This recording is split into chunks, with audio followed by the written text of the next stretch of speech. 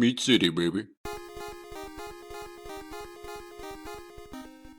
Hello and welcome back to Meat City Gaming. JD here with another episode of Battle Bites here in World of Tanks. And today we are in the Bat Chat in a standard battle on El Alamein. So this is the tier 10 French medium tank with the auto loader. It's a really good tank. I've had it for a long time. I really enjoy it. And in this battle, we're going to see a perfect battle. And I'll have to put some air quotes around that because I don't mean it's the best battle I've ever played. But so often when you're playing World of Tanks, something goes wrong. Usually spectacularly wrong.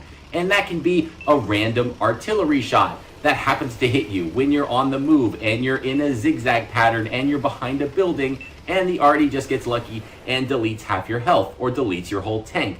Or you see an opportunity, a chink in the armor, a break in the enemy line, and you think, oh, if I can shoot through there, I'll break through to the enemy artillery, or I'll flank this guy who looks like he's alone.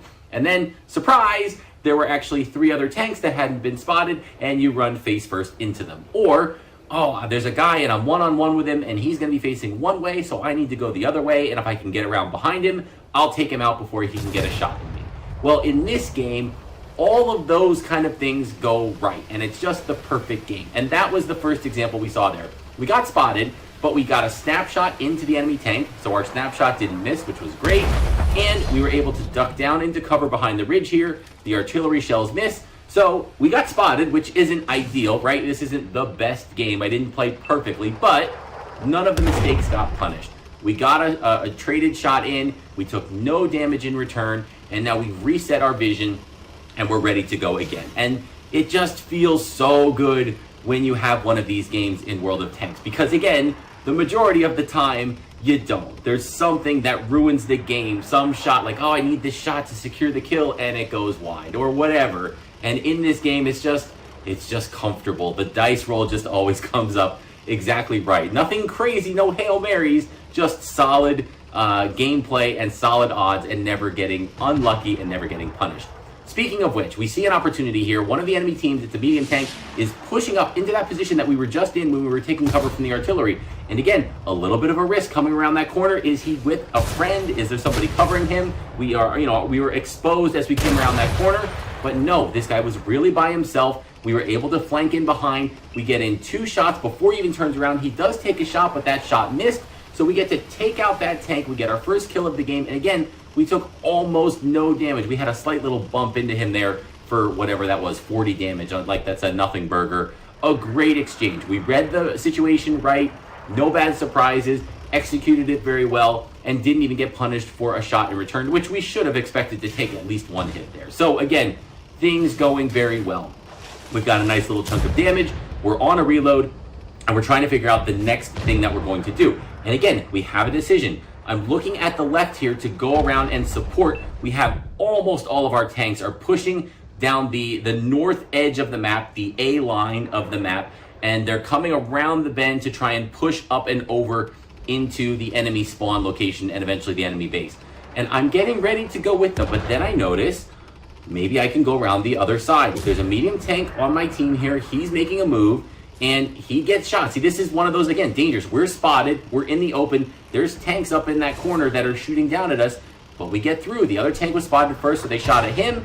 And look at this. We make it into this position, and there's is that a moist chin, I believe, on the enemy team, facing the other way, and he rotated perfectly to give us the flat side of his tank, and our first shot catches him on fire, so we get some bonus damage in there, and we get another kill. So that's 2 kills now. And again, things are just going our way.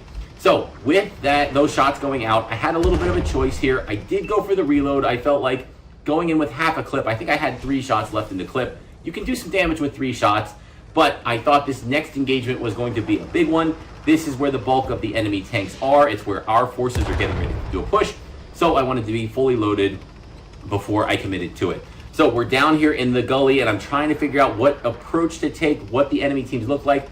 The nearest threat is this T-95. Very big gun on that tank. We don't want to get hit. We're able to distract him a little bit. He's looking at us, and that allows our ally there in the Russian tank destroyer, I think it's an Object 704, comes around, boom, big hit, 700 damage into the side of the T-95, and now he has to back off and go around the corner. And now we're loaded, so we're going to go in. He's low enough. All I need are 2 shots, and I should be able to take him out. So we go in, and again, 2 shots from the enemy team, and they both missed. That's great. We get the side of the tank, put 1 in, and he has to turn to face us, which leaves his side wide open again to our friend in the Object 704, who puts in the kill shot, and down goes another tank. As we crest over the ridge here, we get in the shot on the standard B. I don't think that second shot went in. This is a replay of the capture footage here, so I don't have the hit markers popping up as we're playing through the game. But we definitely got 1 shot in there. I think he was on fire before I hit him. I don't think we got another fire there. And just like that, we've broken the enemy flank. Now we're up 10-5. Things are looking great, but now it's time to farm. Now it's time to turn this good game into a great game. And we can see artillery is within range, but there are some really big tank destroyers in the middle of the map, and we would definitely not like to get hit by those if we can avoid it. So I'm moving in here. I did go for a reload while I was on the move because we had a couple of shots into the T-95. We had a couple of shots at that tank that was up over the ridge, and unfortunately we do get spotted. We take a big hit, and a snapshot at the Waffenträger Panzer IV misses, but we do get 1 into the artillery, and again we get rewarded with a fire. So another fire set on the artillery, and a little bit of a decision here, right? I had 2 shots that I took there. I think it was just 2. So we have 3 left in the clip. Do I pursue them over the ridge? If I do it, I feel like I'm going to get spotted because these tank destroyers are looking up this ridge line, so that could be a problem. As I come over, the artillery might have turned and looked at me. I know there's a Waffenträger down there with a really big gun. All of that said to me, don't rush in there and just get yourself killed. Take a second. And because I knew this FB405 was here, we have a really rare opportunity. I loaded a high explosive clip, and yeah, that's 1, 2, 3, all of these well over 450 damage, 4 shots into the FB405. The high explosive clip is not something that I typically took on the Bat Chat back in the day because the ammo capacity of this tank was so limited, you couldn't afford to do it. You'd constantly be dipping into it at the end of the battle. But they did expand, I believe, the ammo count. It's much more comfortable now, so I do carry 1 clip of that high explosive ammo. Unfortunately, we missed our little snapshot there at the end of the game at the last remaining tank. I think that was the Waffle Panzer IV. It doesn't hit. Our allies take him out, and that ends the game. But you can see just every decision went so well. Everything worked out. Again, not the real, literal, perfect game. We took some damage. We had some things, some shots missed that we wanted to hit. But everything went right, big picture-wise, and that turns into a great game, a satisfying game. Every time we went for a reload, we were rewarded. Right as the clip was ready to go, we were ready to make our move. We dumped in some shots. We helped out our allies. Just a really, really good game. And that's something that the Bat Chat can do when things go your way. It's going to be a good time because the tank just lets you do so much. You can scout, you can get mobile, you can flank. And then at the end of the battle, if things go well, you can clean up. And we saw all of that happening in this battle with the Bat Chat 25T. So that was a 2nd place finish. Our friend in the Object 704, at least I think that's who it was definitely that tank, unless there were 2 of them in that battle, puts up the 1st place finish, was 5,000 solid damage. And we helped with at least a little bit of that, especially on the T95. And so our 2nd place finish, we had 3 kills, almost 6,000 damage. Wow, we had a ton of damage for 1,531 XP. Looking at the post-battle stats, we made a ton of credits of silver in this battle, but obviously that's not a legit number. There's an op or an earn op or something going on, some boost there to get us up into the 350,000 silver range. Same thing with the experience, 4,594. That's a crazy amount of experience as well. But we saw the base was, I think, 1,500. We'll see it again here in a minute. And that was for a really solid performance. 3 kills, just shy of 6,000 damage, 1,200 assistance damage. So that's a 7,000 combined game in terms of damage, which is just super solid for the Bat Chat. Great game in any tank. Really happy with that performance. I will take that any day. Taking a look at the medal page, it's a pretty impressive array. First class mastery badge for that 7K combined game. That's pretty good. We always want that ace tanker. I feel like I was maybe a little bit short. Boy, this was a really, really solid game. But yeah, 1 or 2 more good hits, getting there a little bit early on 1 or 2 of those tanks, cleaning up that artillery.